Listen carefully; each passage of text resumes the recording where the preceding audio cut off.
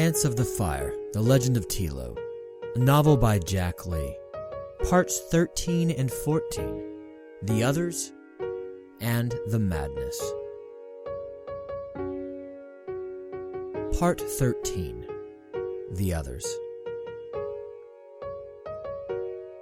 The ants carried their loads through the grass until they reached a small clearing. Telo gasped and almost dropped her bundle of frog flesh when she saw the hill for the first time. It was nothing like the hole in the ground that her and her nurse shared. It was taller than she had imagined, like an ancient pyramid that towered over the grass and clover that surrounded it. There were passageways and openings all over the surface of the hill, pores that were constructed so that the ants could flow out of the mound at a moment's notice to gather food or fight off intruders. She was led into the mound and taken through many winding tunnels and corridors. The troop of gatherers placed their food in a special room where other ants gathered the bundles to take to the nursery to feed the newly hatched young. The group touched antennae with other workers who were sent out to gather the rest of the dead frog. There was much excitement at the discovery of the frog. It was a substantial amount of food. "Follow me. I'll introduce you to the queen. Try to control your madness. I would hate for her to think that you're an intruder of some kind. She doesn't like intruders." Telo was led into the throne room. It was a large open room with what appeared to be a cave high above the queen's dwellings. The ants must have alerted the queen to her visitor. Dozens of soldiers surrounded the edge of the chamber. A large mass of them stood between Telo and the queen. The queen herself, she was beautiful. She had a large, thick, life-giving abdomen that stored thousands of her eggs. Her head was a perfect round shape that gave her a royal, dignified appearance. Her wings lay across her back. They were transparent save for what appeared like strands and scales of gold that shined even in the darkness of the confines of the mound. There was a sense of reverence in the room that Telo felt from the other ants towards their queen, but this same feeling eluded Telo herself. "Welcome home," the queen said. "I am Queen Sama. I understand that you know the name of Telo." I do. I am called Telo." The crowd of ants around the room stirred and whispered to each other, as if Telo had just committed a blasphemy against nature. "What did you say?" "Telo. My name is Telo." Voices began to yell out across the queen's chambers. "She succumbed to the madness," she whispered. "Silence!" Sama yelled. Then she said, "Telo, you are not a queen."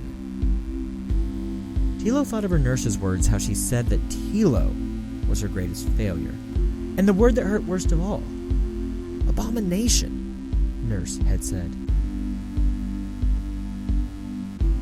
"No, I am not." Telo hung her head. "Then it is impossible for you to have a name. Only queens have names in our societies. You are mistaken." No, Your Majesty, I am not. I have a name." A few nurses approached the queen and touched their antennae to hers.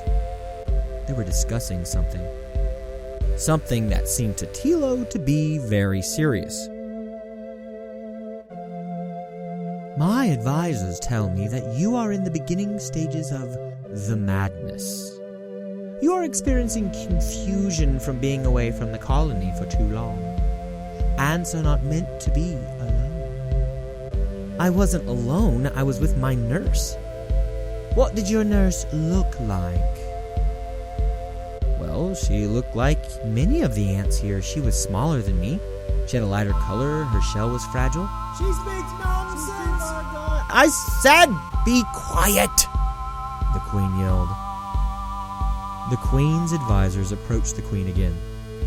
All eyes were staring at Telo. She wondered what they would be discussing and what they could be discussing with such fury. She wondered if she was going to have to fight her way out of the mound. Her eyes darted around the room, looking for areas where she could make a stand. She tried to remember how she was led into the queen's chambers, and if there were any places where she could hide and strike out. But that was the part of thinking that was logical and concerned with surviving. The other side of her wanted nothing more than to reach out and grab and crush heads and drive her stinger into as many bodies as she could. She hoped they would just swarm her. The quiet deliberations between the queen and her attendants ended. "It is decided. You will be taken to a special chamber where you will be treated for your condition. It is, after all, not your fault. You've experienced quite an ordeal, and if you know the name of Telo, you are my sister, even if you are confused as to whom Telo is. Or was supposed to be. You will be treated as a sister, a full sister. We have 3 sisters here who also served Mara. They will tend to you and help make your mind well, child. You will be evaluated again. If you are making progress, you will be given responsibility in the colony. If not, we will be forced to pursue a darker course of action."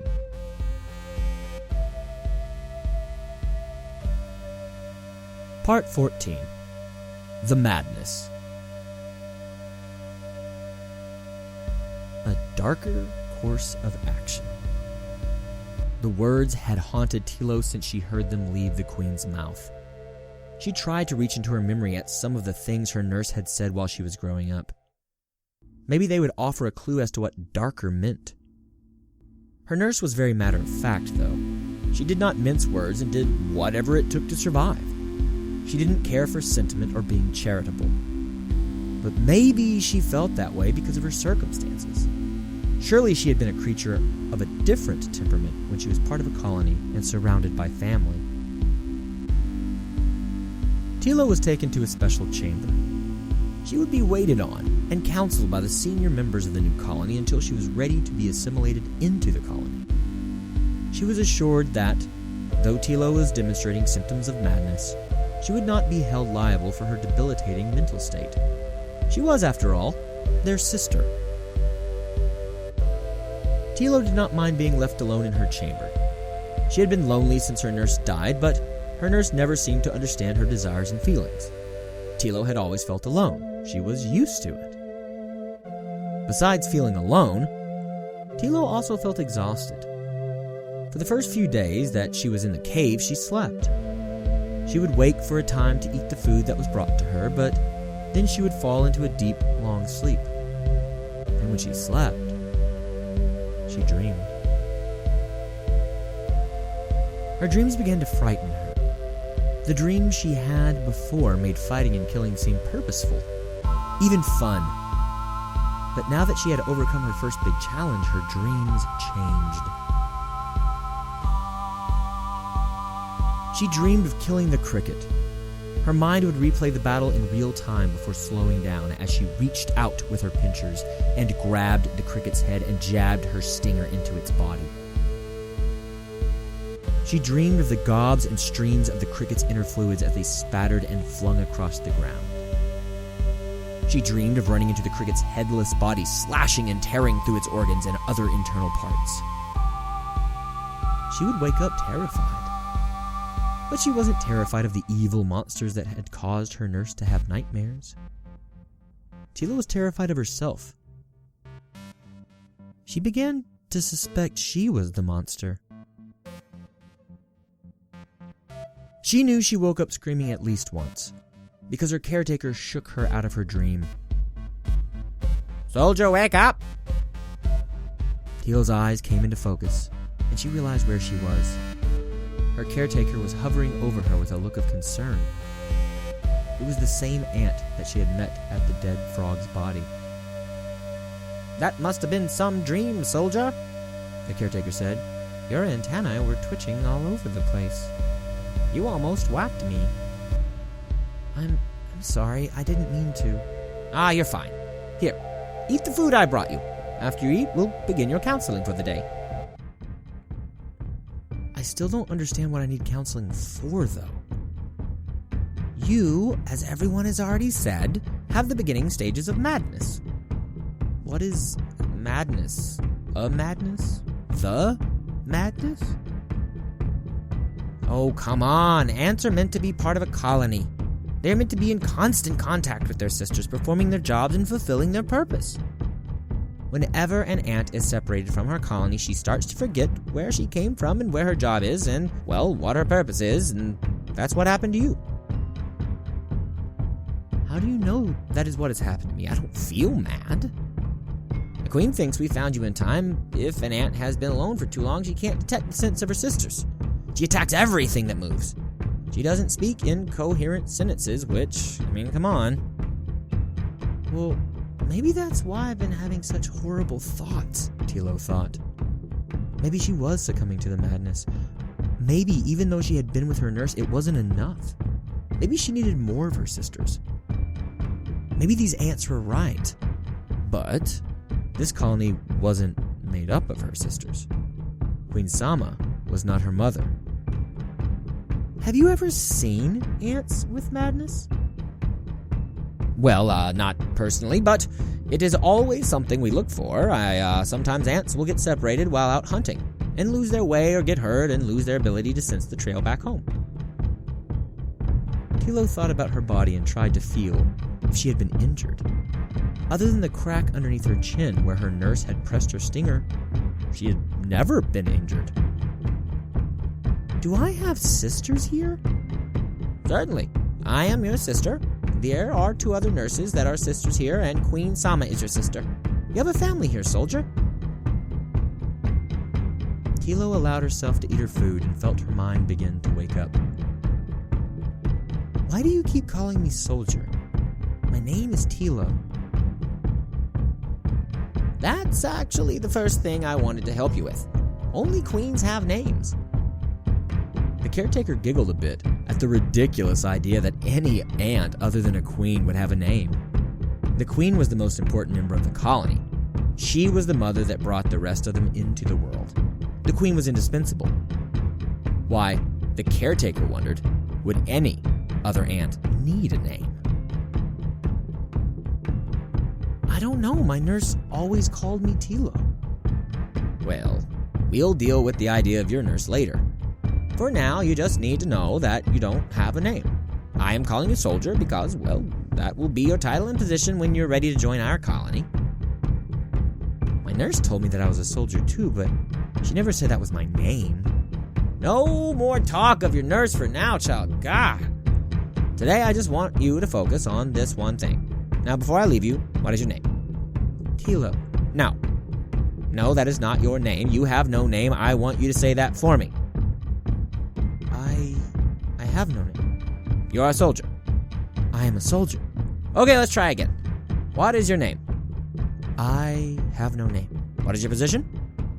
I'm a soldier. Perfect. I think that is enough for today. I will leave you to rest, and when you wake up, we'll take you to the nursery and let you have a look around there. Maybe that will help jog your memory. Memory of what? The memory of being a nurse, of course. I've never been a nurse. Soldier, don't you see?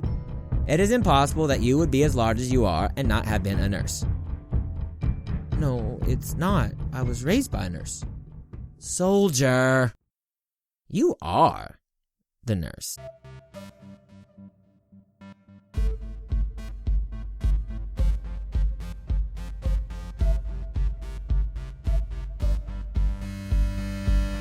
Thank you for listening to parts 13 and 14 of Jack Lee's novel, Ants of the Fire, The Legend of Telo, titled The Others and the Madness. For those that have still not heard his bio, Jack Lee is from the American South. He enjoys clean water, fresh air, and tall trees. He writes when time and sanity allow. All noises and musical tracks in the background of this story were taken from freesound.org.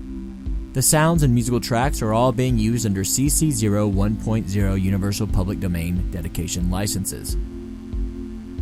That being said, I do want to give a particular special shout out to deleted_user_6988258, whose ridiculously well-produced tunes make up all but the initial intro piano melody. Thank you for sharing your talents with the world, madam or sir. That does it this week for Prose. I hope that you'll join us for some more tales and the continuation of this novel in 2 weeks' time. Until then, love those around you, tell them that you do, and embrace this life as it is, always, stranger than fiction.